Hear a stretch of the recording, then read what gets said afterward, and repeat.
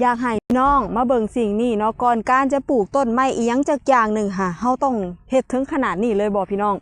สวนพี่น้องเด้หรือว่าพี่น้องผู้ที่เฮ็ดกสิกรรมอยู่แล้วได้ลงมือเฮ็ดคือทางละสานนฟาร์มเฮาบ่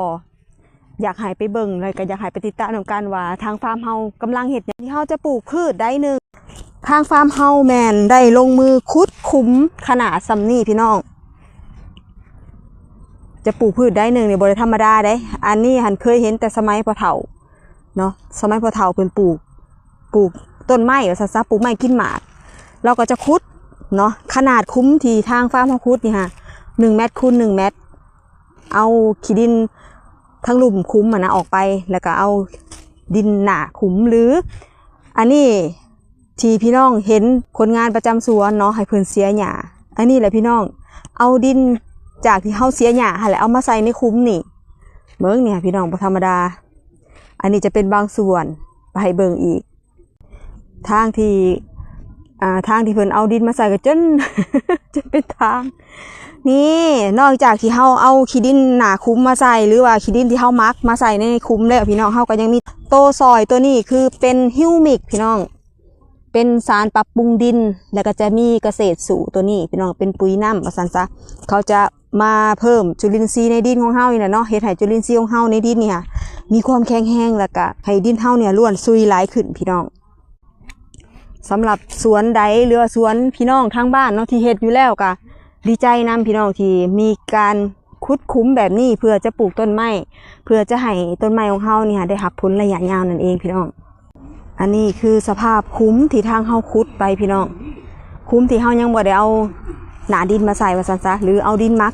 ที่เฮามักอยู่แล้วมาใส่ในดินในคุ้มตัวนี้เนาะเฮายังบ่ได้เอามาใส่พี่น้อง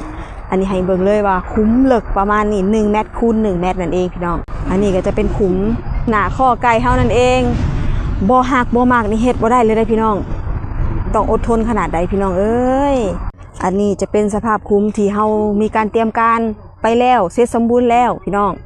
แล้วก็พี่น้องต้องมาถาลุ้นนำกันเนาะว่าเฮาจะปลูกไม้ประเภทใดพืชประเภทใดที่อยู่ในคุ้มที่เฮาเตรียมไว้นี่พี่น้องมาถาลุ้นแล้วก็มาถาเป็นกำลังใจให้ทางฟาร์มพนันเด้อพี่น้องเด้อไก่กระถากินข้าว ไก่กระถากินข้าวนี่แหละพี่น้องเป็นอย่างเฮาจังมีการเตรียมคุ้มก่อนการปลูกพืชแต่ละชนิดว่าซั่นซะเบิ่งเอาผลลัพธ์สำหรับอุปกรณ์นี่เนาะพี่น้องทางบ้านก็คงจะสงสัยเนาะเขาจะเฮ็ดเวียกแบบใดดังที่หลายๆคลิปที่แม่ใหญ่เบสได้บอกพี่น้องไปเนาะก็คือมันจะเป็นระบบอัตโนมัติพี่น้องเป็นระบบฮดน้ำแบบอัตโนมัติเลยครับคือฮอดเวลานี่เขาก็จะฮดน้ำเองและฮอดเวลาเขาก็จะปิดน้ำเองหน้าที่พี่น้องทางบ้านก็เพียงแต่พี่น้องนะมาเปลี่ยนน้ำเนาะเปลี่ยนน้ำถั่วงอกมือละเทื่อหรือ2 เทื่อต่อมือก็ได้เด้อพี่น้องเด้อนี่การเฮ็ดเวียกของเขาก็จะเฮ็ดเวียกได้จริงพี่น้องอุปกรณ์สุดนี้ที่ทางละสานนฟาร์มได้ส่งมอบให้พี่น้องทางบ้านเนี่ยก็คือสร้างรายรับให้กับพ่อแม่พี่น้องทางบ้านเนี่ยได้หลายบ้านเลยพี่น้องและที่สำคัญทางละสานนยังเป็นพี่เลี้ยงให้เทคนิคพี่น้องเนี่ยจนเป็นทางเฮาทางละสานนฟาร์มเฮากับมอบส่งให้ตลาดเนาะจึงสามารถเว้าได้แล้วก็มีเทคนิคมีวิธีการใดแบบดีๆนะแบบบอกพี่น้องต้นม่วงน้อยๆอันนี้คือเหลือจากที่ทางแม่เบสเนาะเก็บเอาไปกินว่าซั่นซะเบิ่งต้นน้อยๆเพิ่นก็มีหมากเพิ่นก็หลายโพดนี่กำลังแตกยอดพี่น้องอันนี้ผลพลอยได้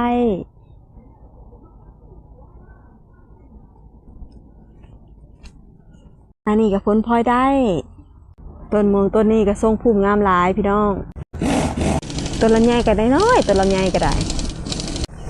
นอกจากนี้แล้วเฮาก็ยังมีเด้อห้านกาแฟไกลไปไกลมากับมาอุดหนุนทางฟาร์มเฮานำเด้อ